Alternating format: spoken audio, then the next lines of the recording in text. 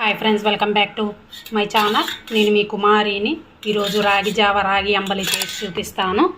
ఇందులో ఈ రాగి జావ తాగడం వలన కాల్షియం, ఐరన్ ఎక్కువగా ఉండిద్ది. ఇది ఎర్లీ మార్నింగ్ బ్రేక్ఫాస్ట్లోకి ఒక్క గ్లాస్ తాగి చూడండి, చాలా బాగుండిద్ది.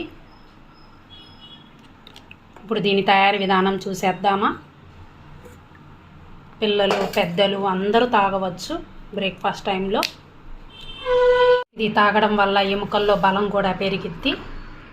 ముందుగా మనం రాగిపిండి తీసుకుందాము. చూడండి, ఒక గిన్నెలోకి 4 స్పూన్ల రాగిపిండి వేసుకుందాము.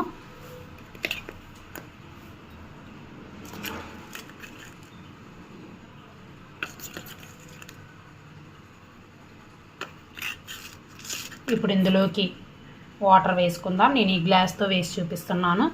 చూడండి, ఒక హాఫ్ గ్లాస్ వేసాను. ఉండలు లేకుండా కలుపుకుందాం మనము. చూడండి, ఉండలు లేకుండా ఇలా కలుపుకోవాలి మొత్తం. చూడండి, ఇలా ఉండాలి. ఇప్పుడు స్టవ్ ఆన్ చేసి దానిపైన గిన్నె పెట్టుకున్నాను. 2 గ్లాసెస్ వాటర్ వేసుకుందాము. నేను ఈ గ్లాస్తో వేస్తున్నాను. ఇవి బాగా కాగాలి, బబుల్స్ వచ్చేలాగా బాగా ఉడకాలి వాటర్ మొత్తం. చూడండి, వాటర్ బబుల్స్ వస్తున్నాయి, బాగా మరిగిపోతున్నాయి.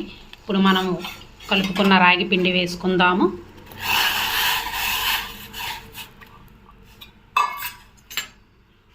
దీన్ని ఇలాగే ఒక 5 నిమిషాలు బాగా మరగనిద్దాము. బబుల్స్ వచ్చేలాగా ఉండలాగే కలుపుతూ ఉండండి. ఇలా కలపడం వల్ల పచ్చివాసన ఉండదు. సిమ్ములో పెట్టి మరిగించండి బాగా. కొంచెం థిక్నెస్ వచ్చింది.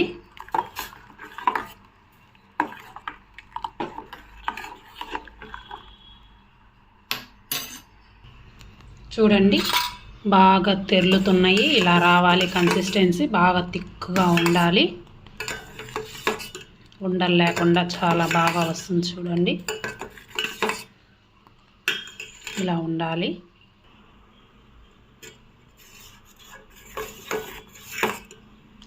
బాగా తిక్కుగా వచ్చేసింది. ఇప్పుడు మనం స్టవ్ ఆఫ్ చేద్దాము. ఈ గిన్నె పక్కన పెట్టుకుందాము. పూర్తిగా చల్లగా అవ్వాలి. పూర్తిగా చల్లగా అయిపోయింది. ఇప్పుడు ఇందులోకి మనం ఏ గ్లాస్తో అయితే కొలిచి వాటర్ వేసుకున్నానో అదే గ్లాస్తో మజ్జిగ వేసుకుందాము.